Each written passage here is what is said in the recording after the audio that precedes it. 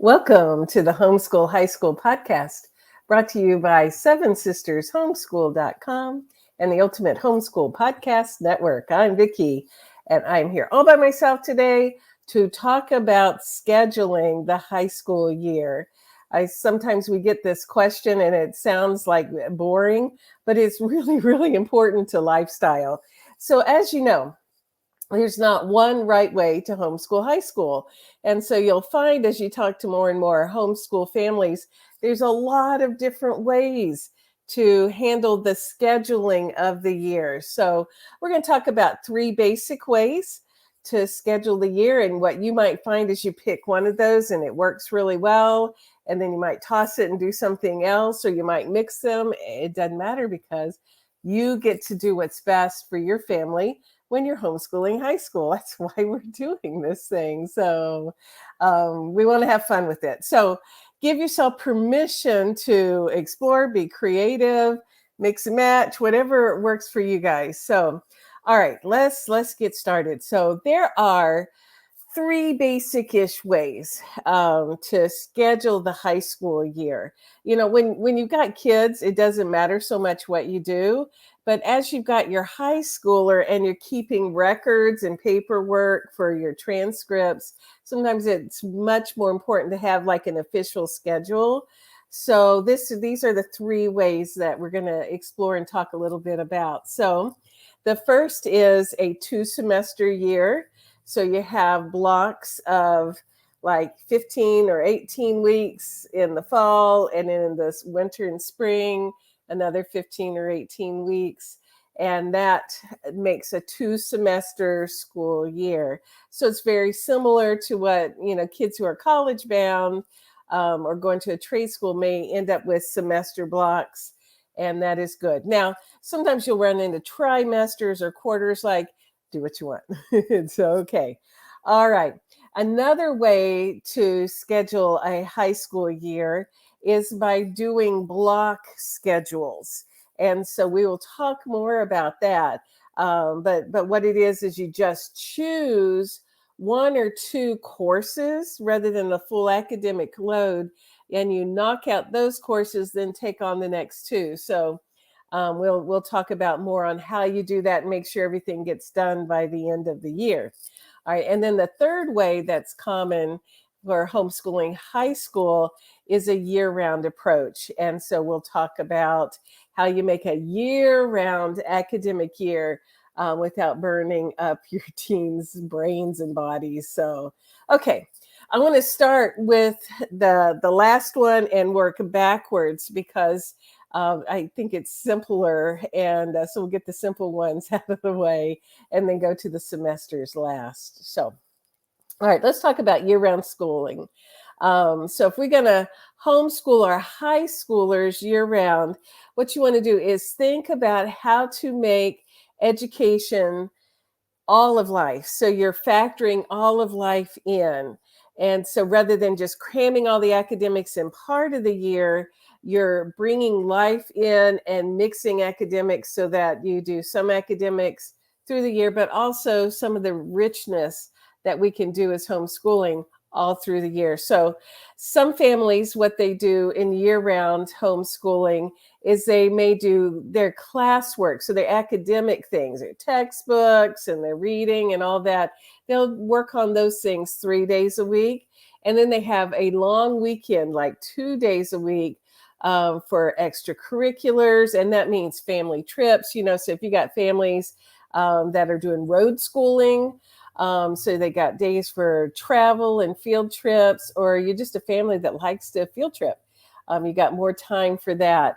If there are teens who are doing a lot of competitions like gymnastics or swimming, and they're doing a lot of travel, sometimes year-round homeschooling is better because they have blocks of time to do those extracurriculars that are very time consuming. Another thing that we've seen some homeschoolers do is they're very, very involved in service. So especially maybe some international trips. And so if they're doing a lot of service, volunteer-oriented things, working on that year-round schedule gives them more time. They can do chunks of service time during the year. So, which leads to another way to schedule year-round homeschooling, and that is a 5-day-a-week academics with a full week off each quarter all through the year. And that gives them time for these, ongoing service projects or lots of travel. So it looks like, a lot of times 5 days a week. So it looks like kind of a normal academic rhythm. But there's these frequent 1 weeks off, and that's scattered out through the year.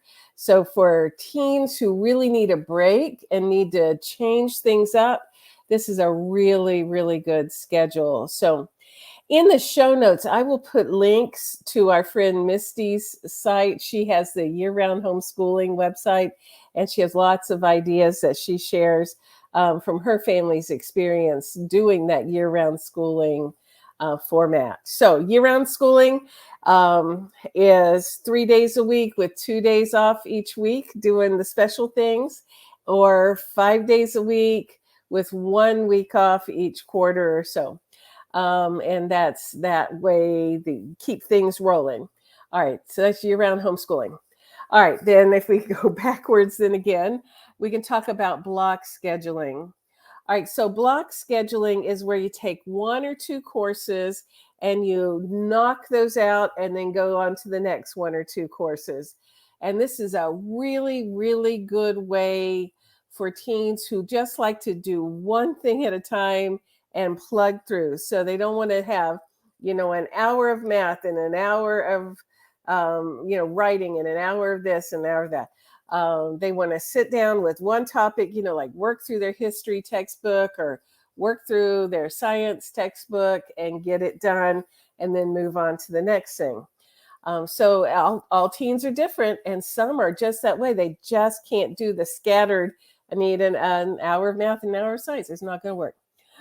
So for those families, you take that 1 or 2 courses and then you do a regular 5-day-a-week schedule, but you do it until that course is done. So very often teens who are working that way because they're working on 1 or 2 subjects every day, what you'll find is that you'll break things up into 5 weeks for this course, 5 weeks for this course, or 7 weeks for this course or 2, or 10 weeks for a more intense course. And so you block them into, like, you just put in your schedule. This month is going to be about math, and this month is going to be about science, or these 7 weeks are going to be about math, these are going to be about science, and you write that out in your plans. And that way like, okay, we're not just ignoring the rest of the academics, we're just getting them done in this way. What you will find is some courses may need to be done through the year. For some students, the English language arts credit is so big, they need to have an hour of that each day, plus then their block courses. So your teens, how they need to work. And but that one in particular, I have seen just needs to kind of be ongoing just because it's such a big credit. But not one right way to homeschool high school. So do what's right for you. So if you have friends who have kids in the high school setting in the traditional schools right now, what you'll see is some schools are doing the block scheduling, and they have found that it's easier on the teachers and easier on the students. So that works for them. It doesn't work for all teens because they're all different. Okay, so there's year-round homeschooling, there's block scheduling, and then the more traditional approach, which sounds a little more cumbersome, is that 2-semester schedule. But it's just, this is how a lot of homeschool families do it. This is how, we handled homeschooling with our teens. So what my particular family has preferred to do is we will do a 30-week school year and then have 2 or 3 weeks at the end of the year to wrap off loose ends, or go on a big field trip that we can count as academics. And so that 30-week year, with 15-week semesters is what has worked for our family. A lot of people prefer a 32-week or 36-week school year that they break into those semesters. And there's not one right way. It's what you want to do is make sure that you are just having enough days of academics that it's meeting your state requirements. So, a lot of states require 180 days of instruction. And so for us, we didn't have 180 days of a textbook cracked open. We were counting field trips and service and the enrichment kind of things that make an awesome transcript and a good education. So, okay, so let's go back 2 semesters, all right? And then I want to get down to some practicalities here in developing that schedule. So if we're doing a 2-semester schedule, here's some ways to pull that down to the nitty-gritty. All right. So the first thing we want to do is to get a planner out. So I highly recommend planners. For me, I use a calendar, and that's my planner. And that's what works for me. Everybody has different things. So our friend Melanie Wilson at the Psycho with 6 website has these marvelous planners. A lot of our friends actually create planners, and whatever works for you is good. But if you have some kind of planner, calendar, write down your school year on that planner or calendar. So the first thing we would do is, if we know ahead of time some things that we want to do for creative education, so that would be field trips. So if we knew there were specific field trips or family trips that we were going to take, we would go ahead before the school year started and get those on the calendar. So those then were official education days. They were just adapted school days. So we weren't doing textbooks, we were doing creative stuff. In the holiday season, we would put some adaptive school days. And so on those days, we would do like creative crafts and the special readings and projects and things that we wanted to do towards the holidays, and all the Christmas crafts and planning and baking and stuff. And a lot of that we could log as creative stuff for the transcript in one form or the other. So those would be going right on the calendar, and we're counting all of life as education there. And so it's not like lost time. So I'll put links to some of the activities that we do on in Christmas season that we counted as school stuff. So we did some creative science stuff and some creative history stuff, and lots of craft stuff. So I'll put a link there. All right. And then we also put major events that we know are coming up. So if everybody's birthday goes on there, if so-and-so is having a surgery, that goes on there. If there's a wedding upcoming, and we know we're going to have a few days of bringing family in or traveling, we put those in there. And on those days, those are days off school. Or if there's something adapted learning we can do, like, I don't know, wedding planning, practicing social skills on relatives, whatever, we can count some of that time. But a lot of times those would be scheduled days off. So those go up on the calendar ahead of time. All right. And then we add to the calendar the things that will be in rhythm, through each of the various semesters. So if your teen is taking co-op classes, the umbrella school group classes, if they're going to be taking some dual enrollment courses, if the days, especially the in-person days, or any other commitments that are going to be happening on a regular basis, put those on the calendar, put them in there before the year even starts. And that way it's everything that we know we're going to have to work around is in there. And we're not having to panic at the last moment. So, all right, got all that? And then you decide, looking at your teen's schedule for the year, so you know what courses they'll be taking over the year. And if you're not there yet and you need some help with planning what courses to take when, I'll put links in the show notes to the Seven Sisters Authoritative Guide to Planning Homeschool High School. What to take when kind of rhythm.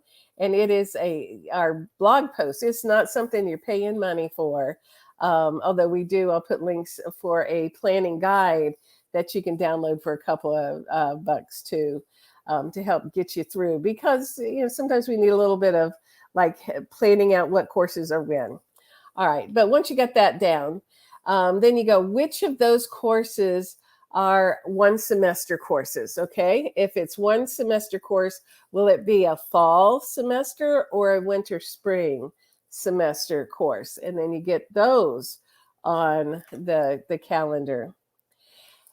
Then pulling it down to nitty gritty, then you take the courses that teens are going to be doing at home with you and on their own, and they are going to be, a weekly, a daily kind of course. Then you sit down and you break in, how many days a week does this really need to cover? Like Seven Sisters writing guides, if you're working through one of those generally we have the teens work 4 days a week, and then they get that fifth day off, unless they're doing the research paper, which tends to be kind of cumbersome and takes time. But for most of the writing projects, 4 days a week, and then they've got that last day to catch up on things that they might be behind on, or work on some things of their own interest. And so we found that for writing is a really good rhythm for our teens, so that they're not burning out on writing projects. So that's works for us, and every teen is different. So you do what's right for your teens. So we know that writing projects are 4 days a week, unless it's research paper. And then other courses like math courses, that's going to usually be 4 or 5 days a week. And so you break down each of the subjects and say, how many days a week are we going to work on that on the days we don't already have something scheduled? And then plop those in your calendar or planner. And then what you need to work with your teens, what they need to be expecting themselves to do. All right. Another thing that's usually 5 days a week is their reading or their literature, because there's a lot of that in the language arts. All right. So our kids' math is usually 4 or 5 days a week. Science is usually 4 to 5 days a week. The social studies classes are usually 4 or 5 days a week. World languages really, really should be 4 or 5 days a week. The frequent shorter times, especially with world languages, is better than a long chunk, 1 day a week. And then the things like phys ed and fine arts, various electives, may just be once a week, or they might be, 3 days a week.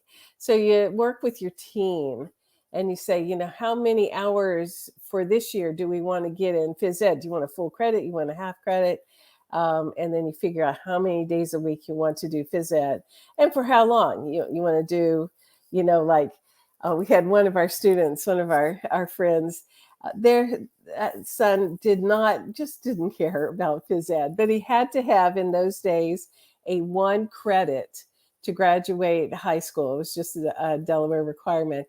And so he did 15 minutes a day, 5 days a week, of walking or doing some kind of physical activity. So 5 days a week, 15 minutes a day for a quarter a credit a year. And then over 4 years, he got his full credit, and that worked for him. Okay, so that's not one right way to do it.